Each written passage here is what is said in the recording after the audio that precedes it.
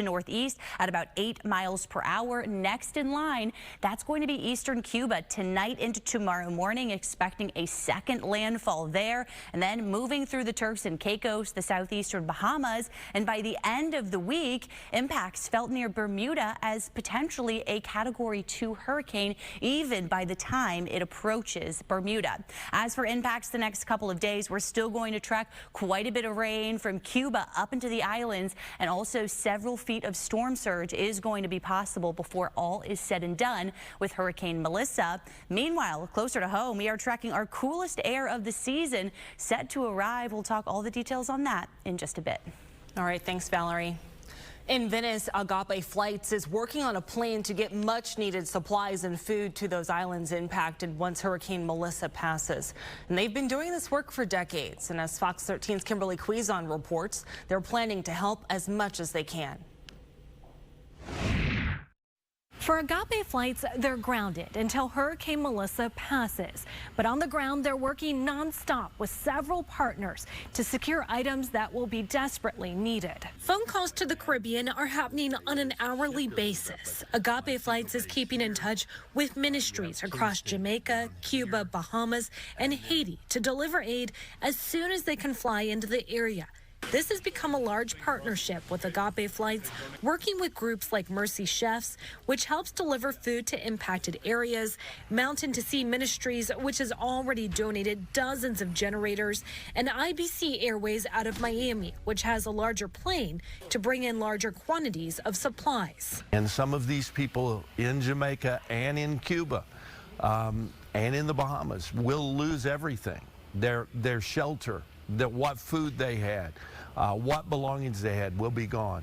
Having something like a survival kit or a blessing bucket or a blanket, a tarp for shelter, a generator for power, a solar light, any of those things will provide some level of normalcy again. Agape Flights will first get supplies to Miami, where they'll be then flown out as soon as they can.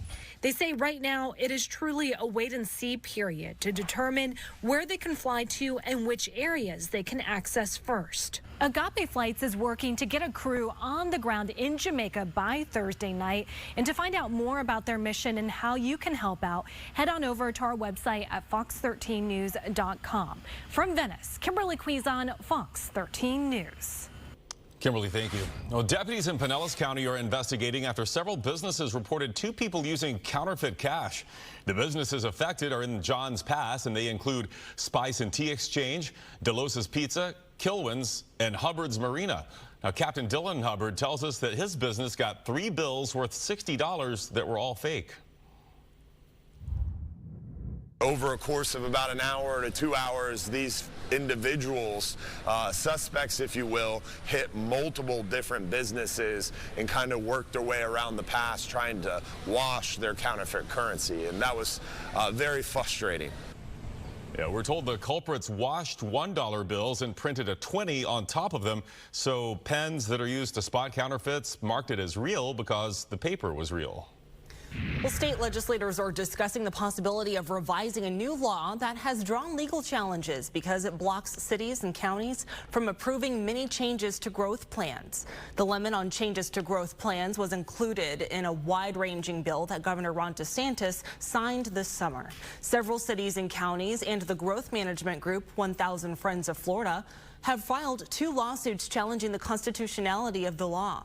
During delegation meetings across the state in advance of the 2026 legislative session, residents and local officials have criticized the part of the law that has essentially frozen local land development regulations and comprehensive plans through October 1st, 2027. Governor DeSantis defended signing the bill, saying the core issue for him was to ensure people whose homes were damaged by hurricanes could rebuild without government interference. Well, drivers in Manatee County are celebrating the completion of a big road project. FDOT just wrapped up the work at I-75 and US 301 in Bradenton. You've seen this construction going on for a long time here. New bridges over the river and more lanes should help traffic move better. FDOT invested $143 million in nearly 4 years into this project. The entrance and exit ramps to and from 301 and 75 were also made wider to accommodate higher volume of traffic. The improvements are aimed at alleviating congestion, improving safety, and reducing crashes. We start developing these projects probably 10 years in advance. So we do, like you said, a survey, and we found out that obviously traffic, especially after COVID, when everybody started moving in this area and kept moving, traffic has increased 40% in the last 5 years. So that was the #1 reason, and also safety. You know, it goes hand in hand. The more traffic you have, the more safety you need. About 50,000 drivers commute through this area every day. Well, Lakeland's 45th annual Swan Roundup happened earlier today. Parks and Rec staff gathered up the swans at Lake Morton for their annual health checkup. Every year, they examine those birds to make sure that they aren't suffering from any long-term injuries or illnesses. Now, most of the swans are then released right back onto the lake, but the ones who have issues are taken to the hospital, where they will stay for as long as it's needed. The swans have a long history there in Lakeland and belong to the city. The original white ones were actually got from the Queen of England back in the 70s. So we do have some royal swan descendants here. The black ones, however, from Australia. Now, last year, the Swan Roundup had to be postponed for a couple of weeks because of flooding from the hurricanes. A St. Pete food pantry is getting some much needed help as they work to expand their services. The pantry and thrift store is called Love Thy Neighbor. With recent cutbacks to government food assistance programs, this nonprofit has seen more people coming to them for help. And this week, they're moving to a bigger location just 4 blocks away. And they're not doing it alone either, thanks to 2 college brothers moving in storage. That company is donating its services for free after their CEO saw our previous story about the pantry and wanted to help. 2 brothers called me and said, we want to help you with the move, and we're not going to charge you. And I'm like, oh my God. I started crying, like, this is really happening, and it's really happening. She says the help from 2 brothers felt like an answered prayer. Now, with more space and support, Love Thy Neighbor can respond to the rising food need in the area. The pantry will reopen at its new location on November 8th. Well, coming up, Healing Through Art, the program helping spread hope.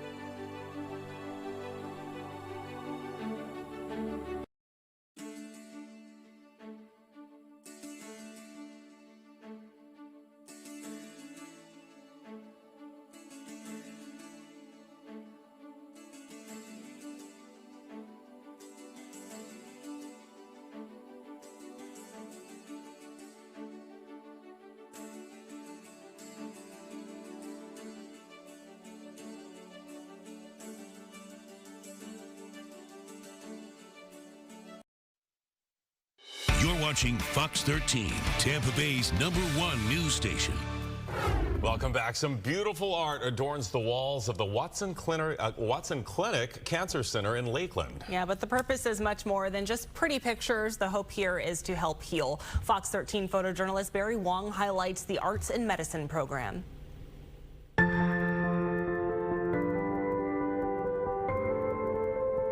So everything in this area is actually original artwork. Local artists with the Lakeland Arts Association, artwork that's been created by patients and caregivers.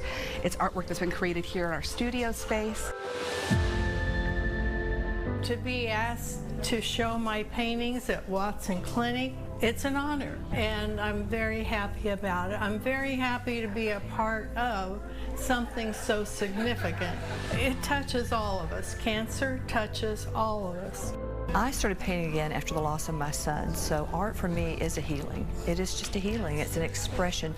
I can put onto canvas what I feel inside, my mind and my heart and my history, and I can express it and it be an outlet, and maybe it'll touch another person's heart the same way. And it started out as a way to serve cancer patients in the cancer community. We have an art studio here on premises in the waiting area that's integrated. We have a piano downstairs, and we like to just infuse the arts into this space while patients are waiting. So the arts really act as a bridge in a way that traditional medicine sometimes doesn't reach. It's able to lower blood pressure, it's able to release feel-good hormones and that nice relaxation response that kind of combats the fight, flight, or freeze response that we all know, and I think is especially prevalent in a place like this where people are naturally concerned about their health as they come to the cancer center. I've had cancer. I've had many friends and family members with cancer, and I wanted to create something that spoke to my journey and witnessing other women and other patients get that news when you're by yourself, and it's that sense of community that survivors have.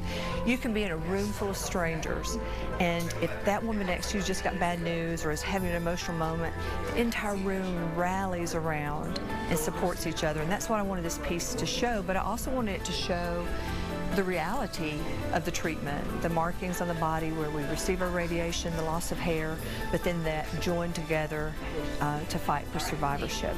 I want to do something to make these people, who could be me, feel at ease, feel at rest, or whatever makes them more comfortable. And starting on Sunday, the Watson Clinic will join other organizations in Lakeland for Arts and Health Week. For more information on events, you can head over to our website, fox13news.com. Well, we're really, of course, enjoying the weather here, but it's hard to really enjoy it when you look at what's happening down in Jamaica, and now other islands are going to be under the gun too. Yeah, you know, it would have been nice to get through this hurricane season without a hurricane, but much less what they're dealing with in Jamaica. We're talking one of the most powerful hurricanes to make landfall. So really, we'll be thinking of our friends in the Caribbean the next couple of days as we continue to track this moving across the islands. Meanwhile, for us, you mentioned it, Chris, it's just really been quite nice out here, and we continue to talk about what's going to be really our coldest air of the season. Maybe I should say coolest air of the season. I guess that depends on what you consider cool or not. But either way, we are tracking a drop in temperatures through the remainder of the week. How about this stunning picture? We take you outside Toledo Key. Not even a cloud in the sky. Just beautiful out there. 83 degrees, a bit of a breeze out of the northwest, right around 10 miles per hour. And look at the temperature change. We are starting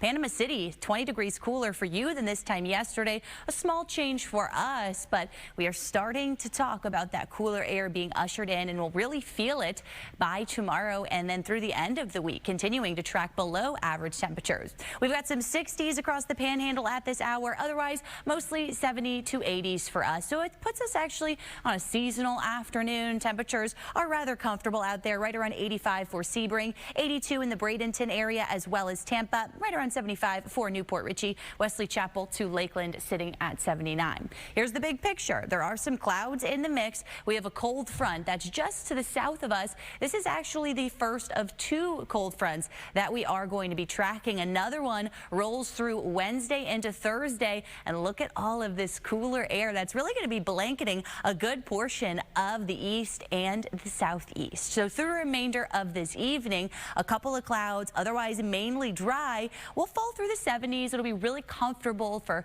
your walk this evening. Having dinner out on the patio will be quite nice. Then look, by 10, 11 o'clock, we start to fall into the 60s. Tomorrow morning, we are going to be waking up to mostly 60s and some 50s across the area. There's that second front on the way. Come Wednesday night and into Thursday, it will be bringing us an increase in wind, some spotty showers, but it's not going to bring a whole lot of rain for it. So we will track the potential for some isolated showers in the mix on Thursday. I think what's going to be more notable, though, is the breezes, some of those wind gusts up to the 20s, and also the much cooler air. Look at the forecast moving forward. Tomorrow, we're calling for 77 and then the low 70s for Thursday as well as Halloween. We clear out most of the wind and the cloud cover, and so by your trick-or-treating plans, we are talking sunshine, 70s, and a little bit on the chilly side for any of your plans out and about during the evening. Look at our morning lows. 65 tonight, then in the 50s come Friday, Saturday morning, and even into Sunday and the start of next week. Temperatures still likely to be sitting in the low 60s. As the front moves through, we're also going to be really feeling this much drier air. We have dew points that are going to drop to the 40s and 50s, so that is going to make it feel really significantly more refreshing with that dry air really taking hold for a couple of days right on in to this upcoming weekend. Here's a look at our overnight temperatures. Mainly clear, a couple of clouds as we drop to about 65 for Tampa, St. Pete, Brandon, Lakeland. You're kind of right on these skirts there of about 59 to 60 degrees. And then we'll mostly be building in some mid-50s around Crystal River, Brooksville, a lot of our northern spots. Check out highs tomorrow. Some areas are only going to top out in the mid and upper 70s, and then some more low 80s as we head further inland. But overall, really comfortable out there tomorrow with a good deal of sunshine. And we'll call it a sun-cloud mix in the day. Otherwise, out on the water, a moderate chop, seas 1 to 2 feet. We'll mostly be dealing with winds out of the northeast to west tomorrow, right around 10 to 15 knots. A little bit tough out on the water come Wednesday, Thursday with that front moving through, but pretty nice. Looking forward to the weekend. And a reminder, we gain that hour of sleep over the weekend as the clocks fall back. All right, my friends, coming up, it's Tuesday, which means it's time for a new food truck. We check out Anchors Away Smash Burger next.